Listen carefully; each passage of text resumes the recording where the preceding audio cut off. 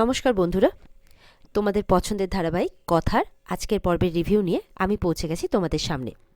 তো বাংলা সিরিয়াল সমাচার তোমাদের সবাইকে স্বাগত জানাচ্ছে।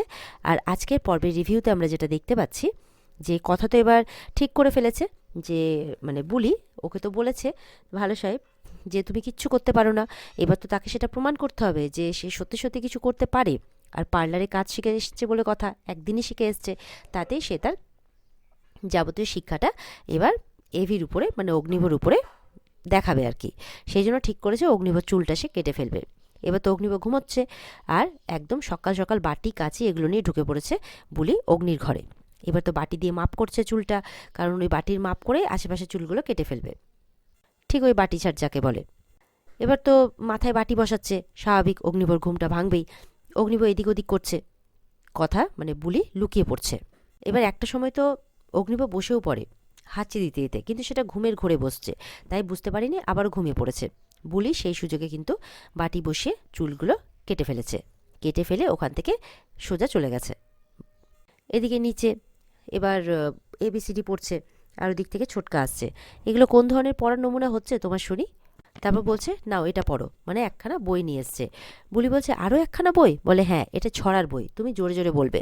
বলে না, ভালো সাহেব বলেছে আমাকে আস্তে আস্তে কথা বলতে। বলে হ্যাঁ, তুমি কথা আস্তে আস্তে বলবে, কিন্তু ছড়াটা তুমি জোরে জোরে পড়বে। বলে এই আপনাদের কথা না আমি বুঝতে পারি না বাপু, এই কেউ আমাকে বলছে আস্তে কথা বলছে, কেউ বলছে জোরে জোরে বলতে। এই বলে আবার খাওয়ার টেবিলের উপর উঠে পড়ে।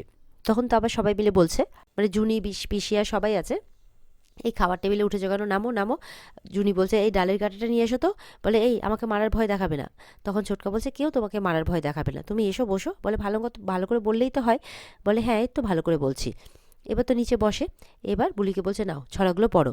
বলছে তুমি আমাকে বলে বলে দাও, আমি পড়ছি। তখন ছোটকা বলছে বেশ। ছোটকা তখন বলছে আর বুলি সেগুলো মুখে মুখে আওড়াচ্ছে। ওদিকে ঠাম্মি দাদু এরা সব নেমে এসছে, বলছে এসব কি হচ্ছে?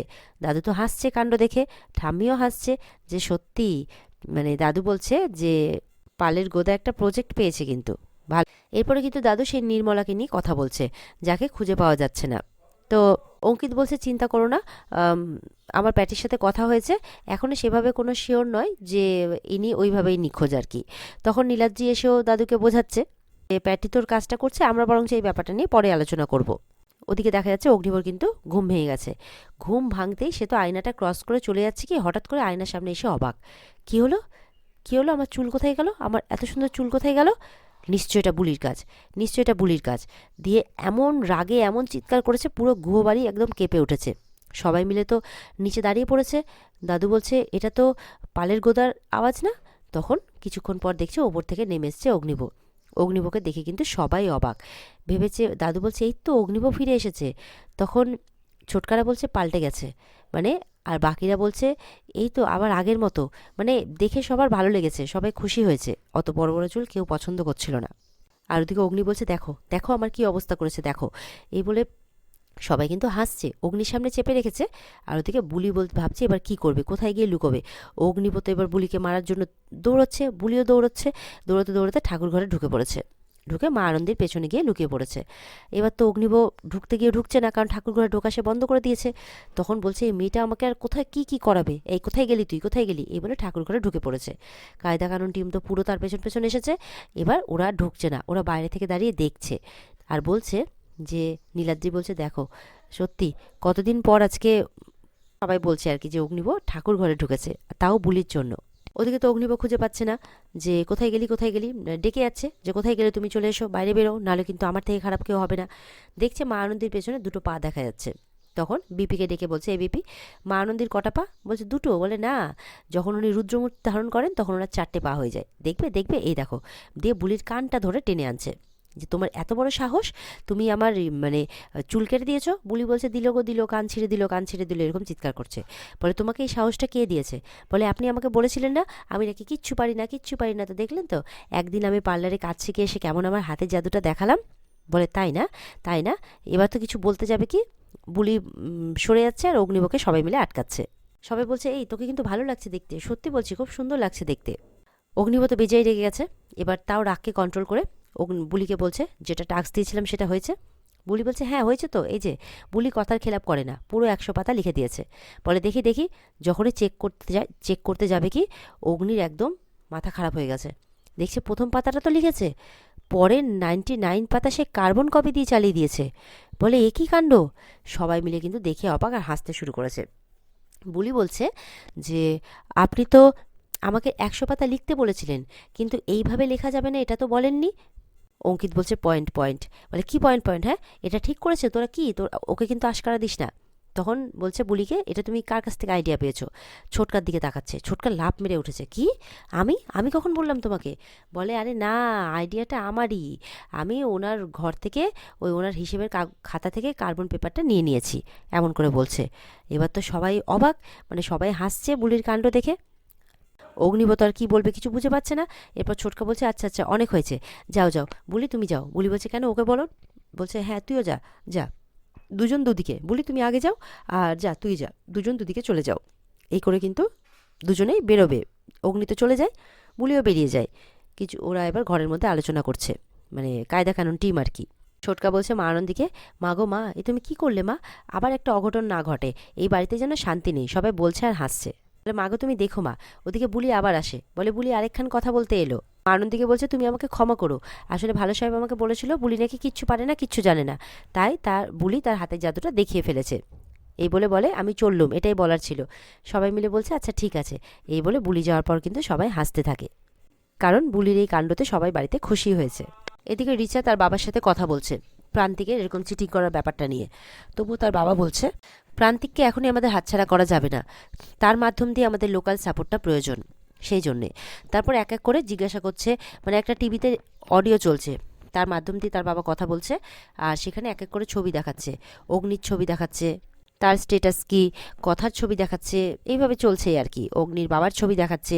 আর এদিকে মানে রিচে এক এক করে বলছে যে বাড়িতে ওই বুলি মেয়েটা এসছে না কথার মতো দেখতে, সেই জন্য আমি বন্যি ফুলটা মিশালাম পোলাবে, তাও খাওয়াতে পারলাম না, সব জায়গাতে ইন্টারাপ্ট করছে ওই মেয়েটা। তখন বলছে ওর বাবা যে কথা ডেট, কথাকে আমরা এই জন্যই রাস্তা থেকে সরিয়ে ফেলেছি। এবার অগ্নিকে রাস্তা থেকে সরিয়ে ফেলতে পারলেই কিন্তু আমাদের হাতে সমস্ত কিছু চলে আসবে। তার জন্য আমাদের গুহ ফার্মার সেই জায়গাটা লাগবে, তাহলে আমরা গুহ ফার্মার নাম ভাঙিয়ে আমাদের কাজটা, বিজনেসটা চালিয়ে যেতে পারবো। আর অগ্নিবর বাবার দিকে নজর রাখতে বলছে, যাতে সে আবার ফ্যামিলির প্রতি মায়াতে জড়িয়ে আমাদের বিরুদ্ধে না চলে যায়। এবার রিচা প্ল্যান করেছে যে আবারও সেই ফুল দিয়েই মানে এভিকে মারার প্ল্যান করছে। এবার কি করছে, ফুলের তো ওইভাবে পাপড়ি নয়, এবার রেনু নিয়ে এসেছে, আর বলছে যে এবার এই রেনুটাই কাজ করবে অগ্নিবকে মারার। এবার কি করবে, অগ্নিবর ঘরে ঢুকেছে, ঘরে ঢুকে পারফিউমের মধ্যে সে রেনুগুলোকে মিশিয়ে দিয়েছে, যে পারফিউমটা একবার মাখতে গেলেই এভি শেষ। এবার ওদিকে কিন্তু মানে বুলি প্ল্যান করেছে যে ভালো সাহেব তো রেগে আছে, তাই একটা আতুর দেবে, মানে আতুরের মতো গন্ধের মতো কী সব মাখে সেইটা এনে দেবে, ঠিক করেছে, নিয়েও এসছে সঙ্গে করে। এবার অগ্নিবর ঘরে গিয়ে সেটা রেখে দিয়েছে, আর অগ্নিবর পারফিউমটাকে ভালো করে দেখছে, দেখছে যে কি ব্যাপার। রানীকে বলছে কী সব ভাসছে দেখ। এবার নিজে যখন গন্ধটা দেখতে গেছে পারফিউমটার, কথার কিন্তু শরীর খারাপ করতে শুরু করে দিয়েছে, কথার কিন্তু শ্বাসকষ্ট শুরু হয়ে গেছে, কাশতে শুরু করে দিয়েছে কথাতে, মানে বুলি এবার তো ভয় পেয়ে গেছে। এবার রানী বলছে কী হলো বুলি, তোর কী হলো? তখন অনেক কষ্টে নিজেকে সামনে বুলি বলছে এতে তো বিষফুলের রেণু মেশানো আছে। বলে কি বলছিস তুই? বলে হ্যাঁ। তখন তো অগ্নিব আসছে, রানী চলে যায়, আর বুলি কিন্তু আয়নার পেছনে লুকিয়ে পড়ে। এবার তো অগ্নিব এসে খুব রেগে গেছে, চুলটা কেটে দিয়েছে আমার, এবার পারফিউমটা লাগাতে যাচ্ছে, যা পারফিউমটা লাগায়, যেই লাগাতে যাবে ওদিক থেকে কিন্তু রিচা ফলো করছে, আর এদিকে বুলি এসে কিন্তু পারফিউমের বোতলটা ভেঙে দেয়, ফেলে দেয় হাত থেকে। বলে এটা কী করলে তুমি, কী পেয়েছো তুমি? একবার চুল কেটে দিচ্ছ, পারফিউম ভেঙে দিচ্ছ, কী হয়েছেটা কি তোমার? তখন কিন্তু কায়দা কানুন টিমে সবাই চলে আসে, কী হয়েছে কী হয়েছে? বলে এই দেখ কী করেছে দেখ, সেন্ট পাচ্ছিস না, দেখ পারফিউমের বটলটা ভেঙে ফেলেছে। তখন জুনি বলছে এই ছোটকা, তুমি এক কাজ করো তো, ওকে ছাদের মধ্যে রোদের মধ্যে কান ধরে দাঁড় করিয়ে দাও, যাও, ওর শুধু বদমাইশি বেড়েছে। তখন বলছে ওখানে দেখো ভালো করে সবাই, বুলি বলছে এখানে বিষ ফুলের রেণু মেশানো আছে, যদি এই বোতলের মানে পারফিউমটা ভালো সাহেব মাখতেন, তাহলে 2 ঘন্টার মধ্যে ওনার মৃত্যু হতো। এটা শুনে তো সবাই অবাক। অঙ্কিত বলছে অগ্নিকে আবার কে মারতে চাইবে? তখন অগ্নিবউ বলছে যে যত সব তোমার বাজে কথা, তাই না? বলে ঠিক আছে, বাজে কথা তো, বুলি কখনো মিথ্যে কথা বলে না, যান গিয়ে ওই ফুলের পাপড়িগুলো নিয়ে পরীক্ষা করে দেখে নিন, তাহলে সত্যিটা সামনে চলে আসবে। আর ওদিকে তো রিচা মনে মনে ভাবছে আবার এই মেয়েটা আমার প্ল্যানটা নষ্ট করে দিল। আর ওদিকে বুলির কথা শুনে কিন্তু সবাই অবাক, আর অগ্নিবও অবাক। আর এখানেই আজকের পর্ব শেষ হয়ে যায়। তো বন্ধুরা, এই ছিল আজকের পর্বের রিভিউ। ভালো লেগে থাকলে কিন্তু পর্বকে লাইক কমেন্ট করে জানাতে ভুলবে না, আর আমাদের সাথে জুড়তে আমাদের চ্যানেলকে সাবস্ক্রাইব করতেও ভুলবে না। দেখা হচ্ছে আগামীকালকে। এই পর্বের ফুল এপিসোড যদি দেখতে চাও অবশ্যই স্টার জলসার পর্দায় চোখ রাখবে। সবাই ভালো থেকো, টাটা।